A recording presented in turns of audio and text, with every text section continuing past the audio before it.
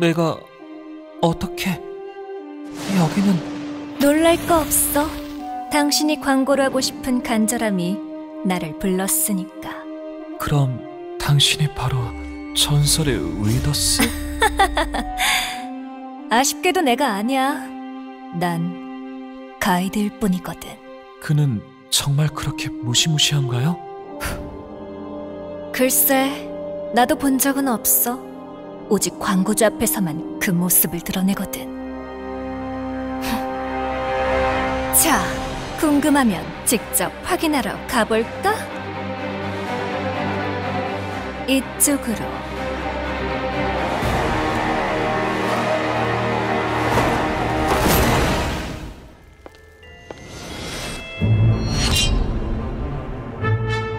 어디에도 없는 마케팅, 어디에도 없는 진실함, 선한 영향력을 광고에 담는 곳, 위더사우루스가 사는 세상, 위더스헤드.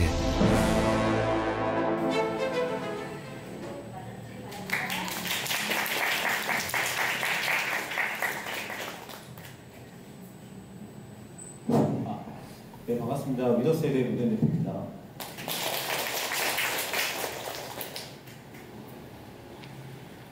저희 위더스헤드는 디지털 중심의 종합광고 대행사로서 뷰티 쪽에 대한 부분을 거의 한 60% 이상 지금 진행을 하고 있는 업력 8년차 된 기업입니다. 그래서 제가 지금 업계에서 한 10년 넘게 뷰티 쪽을 총괄을 많이 해왔었고요. 그래서 대표적으로는 아이소이 브랜드 저희가 10년 지금 진행을 하고 있고, 메디힐, 그리고 미샤엘 베아테 셀라피 브랜드, 홀리카홀리카 등등의 기타 기업들을 많이 진행을 해오면서 오늘 아이버스에서도 좋은 자료를 많이 해주셔서 여러분들에게 좋은 인사이트를 제공을 해줄 수 있게 진행을 해보도록 하겠습니다. 일단 저희 회사 소개 레퍼런스들은 일단 비주얼적인 부분만 저희 쪽에서 이러한 것들을 진행을 했다라고 봐주시면 될 것 같고요. 지금 위더스헤드 같은 경우에는 저희가 자체 컨텐츠 기획 제작부터 브랜드 컨셉팅, 그리고 미디어 플래닝, 매체 운영까지 원스톱으로 할 수 있는 IMC 기업이라고 봐주시면 될 것 같습니다. 자, 오늘 제가 이제 연사로 말씀드리려고 하는 주제는 격변하는 뷰티 시장에서도 변하지 않는 마케팅의 본질인데요.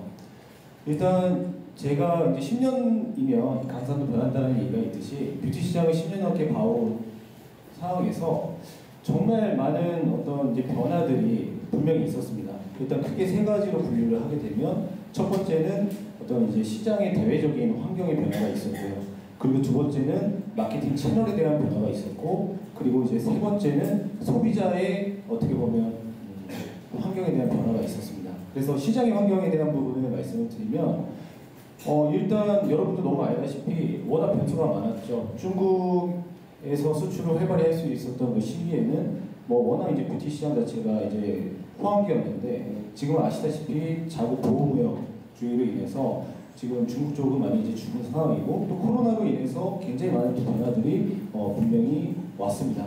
근데 이제 그러한 상황에서 매체 쪽에 대한 채널들의 변화를 봤을 때에는 여러분도 너무나도 잘 아시다시피 기존에는 저희가 앞서 이제 커넥에서도 이제 설명드렸듯이 인플루언서나 그런 이제 유튜브 크리에이터를 활용한 마케팅이 사실 불과 10년도 채 안 됐습니다. MCN이라는 채널 자체가 굉장히 생소했던 그런 시기가 분명히 있었고, 아시다시피 카페나 커뮤니티 같은 어떤 리뷰를 통해서 우리가 컨텐츠들을 찾아보는 그런 부분들이 있었을 때 화해나 글로핑 같은 뷰티 앱들이 등장을 하면서 결국엔 소비자들의 어떤 행태들을 많이 이제 변화를 시켰죠. 그래서 그런 이제 대외적인 그런 상황까지, 채널에 대한 그런 상황까지도 있으면서 아시다시피 동영상에 대한 부분은 유튜브가 굉장히 급성장을 한 부분이 분명히 있었습니다. 그리고 이제 마지막으로 소비자에 대한 환경은 여러분도 너무 알다시피 요즘에는 MZ세대가 주 소비층으로 급부상을 했기 때문에 그들이 갖고 있는 어떻게 보면 가치와 그리고 생각들을 통해서 지금 많은 이제 뷰티 업계 관계자들이 대응을 해야 되는 상황입니다. 그렇다라고 하면 제가 여기서 말씀드리고자 하는 거는 어떠한 화려한 마케팅에 대한 어떤 기술을 먼저 말씀드리기 이전에 뷰티 쪽에 대한 부분을 그래도 10년 넘게 해오면서 얻었던 인사이트들에 대한 부분을 제가 최대한 말씀드리려고 하고 있고요. 그래서 아무리 시장이 급변해도 변하지 않는 마케팅에 대한 본질에 대한 부분을 설명을 드리고자 합니다. 자, 지금 많은 브랜드들이 고민하시고 계신 부분 중에 브랜딩 그리고 퍼포먼스 어떤 부분에 포커싱을 맞춰서 마케팅을 해야 하는가 이거에 대한 퀘스천들을 계속 갖고 계세요. 그렇지만 지금 이제 워낙 변화하는 트렌드에 맞춰서 디지털 트랜스포메이션으로 인해서 결국에는 이 브랜딩과 퍼포먼스가 같이 블렌딩돼서 진행을 하는 그런 부분들도 있지만 그래도 브랜딩에 접근을 하자니 너무 예산을 많이 또 투여를 해야 할 것 같고 근데 퍼포먼스에 집중을 또 하자니 퍼포먼스에서의 발생되는 매출의 한계가 있고 그리고 자사몰에서만 매출을 낼 수가 없는 거기 때문에 각종 어떤 H&M 스토어부터 시작해서 타사몰에서의 종합적인 매출을 고려했을 때는 퍼포먼스 마케팅에서도 분명히 한계가 있다고 보실 수가 있는 겁니다. 그렇다면 지금 대표적인 브랜딩으로서 봤을 때 대표적으로 지금 얘기할 수 있는 브랜드 중에 하나가 가이라는 브랜드인데요. 이 가이라는 이제 브랜드 같은 경우에는 너무도 아시다시피 코로나가 터지고 나서 거의 1년 반 만에 굉장히 많이 급성장을 한 회사라고 봐주시면 될 것 같습니다. 코리아테크에서 지금 2,500억의 매출을 내고 있고 거의 전년도 대비해서 18배의 매출을 내고 있는데 아시다시피 이 가이에서 집중을 한 거는 TBC 중심으로 그리고 PPL 광고를 통해서 전면적으로 지금 광고들을 계속 진행을 해왔다는 겁니다. 근데 이 광고를 통해서 가이에서 얘기를 했던 부분은 우리 제품이 목주름이 개선이 됩니다. 혹은 광채가 나요. 촉촉해져요. 이런 얘기들의 어떤 USP를 꺼내서 얘기하는 것이 아니라 PPL들을 통해서 그냥 어떤 유명 셀럽들을 통해 바르는 장면만을 보여주는 겁니다. 그렇다라고 하면 과연 이 가이의 전략을 그대로 따라하는 게 좋을 것인가? 아니면 지금 보시는 것처럼 퍼포먼스 마케팅에서 대표적으로 지금 또 그 부상을 하고 있는 브랜드를 꼽자라고 한다면 이런 베리옵이라는 이제 브랜드를 저희가 얘기를 할 수 있을 것 같습니다.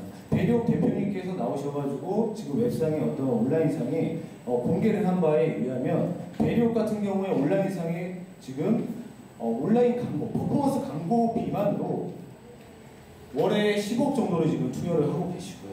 그렇다면 자사몰 매출 자체가 월에 30억 정도가 지금 발생이 되고 있어서 로아스를 200% 기준으로 해서 계속 광고비를 진행을 하고 계시는 겁니다.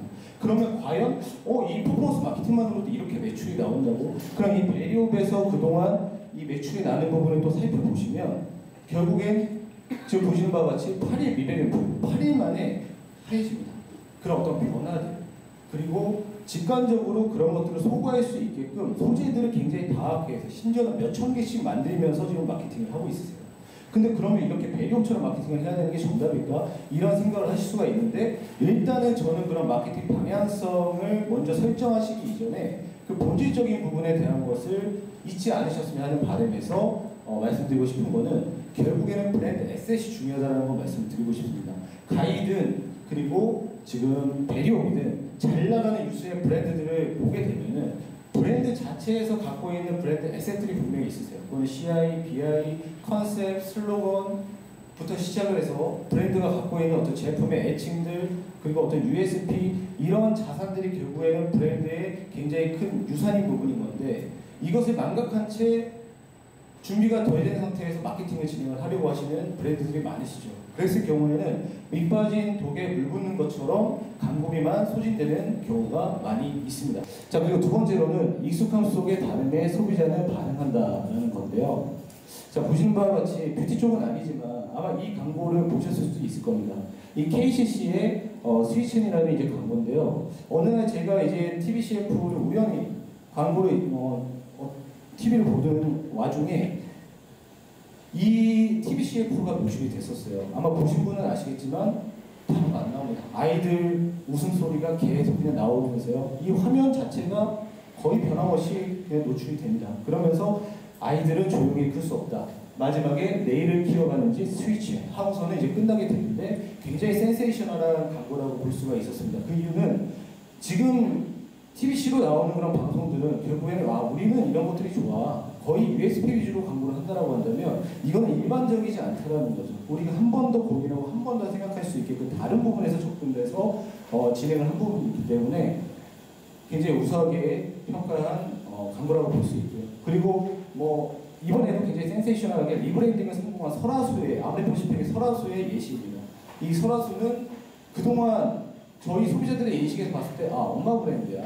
너무 좀 그래도 올드한 이미지가 있어. 라는 브랜드의 어떤 편향적인 그런 시선들이 분명히 있었는데 이번에 이 로제를 발탁을 함으로 인해서 그 타겟층 MZ세대들에게 결국에는 더 많은 홍보를 하기 위해서 리브랜딩을 시도를 했습니다. 그래서 2개의 영상을 만들었고 이 2개의 영상을 통해서 완전히 탈바꿈을 했는데요.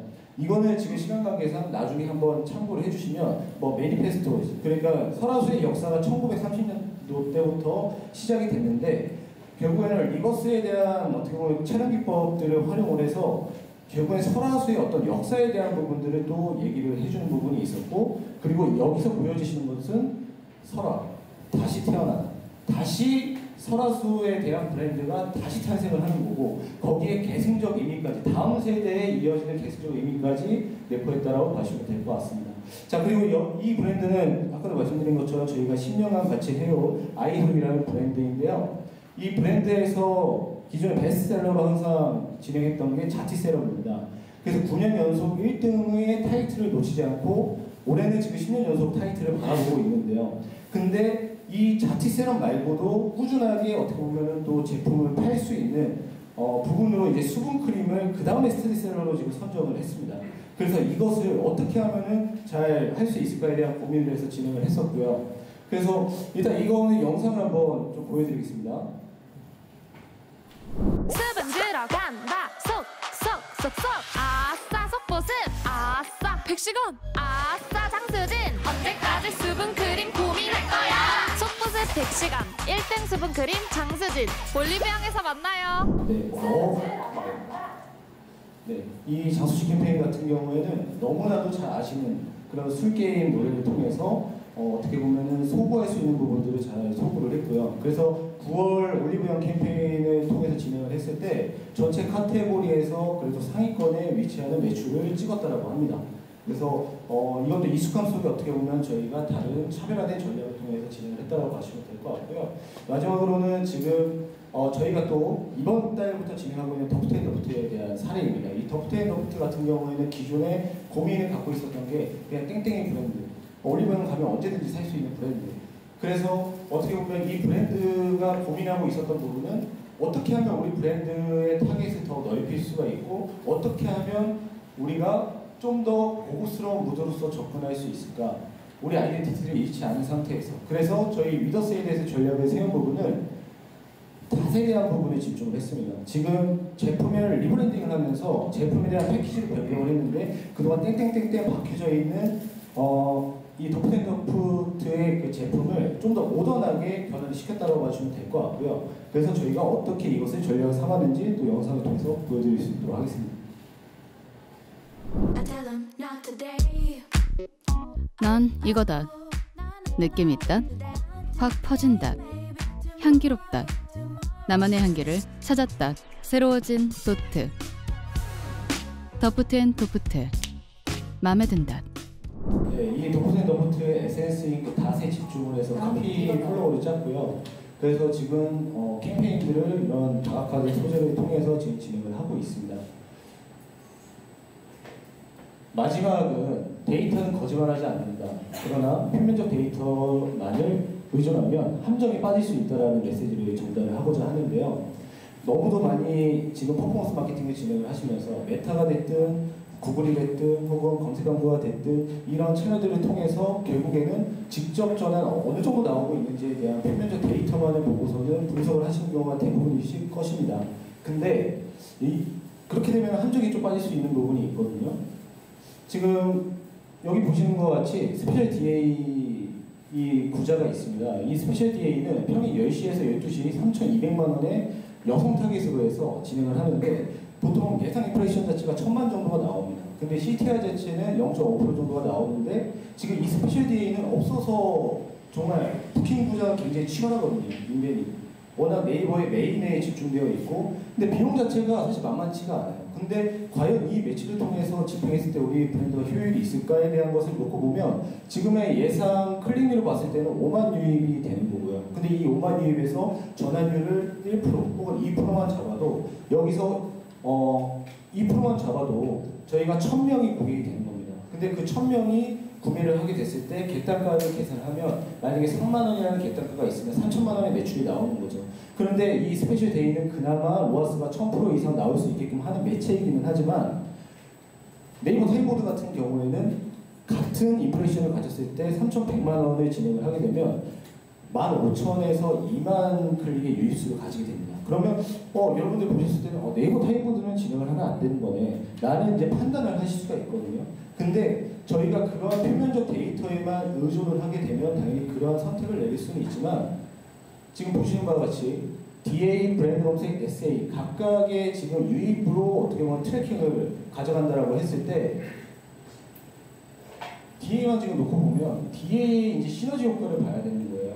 DA를 통해서 결국에 브랜드 검색 그리고 SA에서도 매출이 더 증대가 된다는 부분을 알 수가 있거든요. 근데 이거는 DA뿐만 아니라 저희가 유튜브 광고가 됐든 다른 어떤 매체를 IMC적으로 진행했을 때도 결국 애드 시너지가 발생이 된다는 것을 보신다라고 보면 될 것 같습니다. 그래서 이거는 지금 네이버에서 보여준 어떤 출처에 대한 부분인 건데 저희가 실제 DA를 통해서 유입을 시키고 그리고 이제 저희가 어떤 광고를 통해서 브랜드와 혹은 제품에 대한 인식을 하게 되죠. 그럼 검색 광고가 됐든 유튜브 광고가 됐든 어떤 다른 MCN이 됐든 그래서 이제 유입이 됐을 때 탐색을 하게 됩니다. 브랜드에 흥미를 갖게 되고 탐색을 하고 거기서 서치를 하고 리뷰를 확인하고 그러는 과정에서 결국에는 컨버전, 구매로 연결될 수 있게끔 가져가는데 제가 말씀드리고 싶은 거는 이러한 부분들이 결국엔 표면적 데이터에만 의존하면 한계가 있고 애드 시너지 통합적으로 바라봐야 된다는 것을 말씀을 드리고 싶었습니다.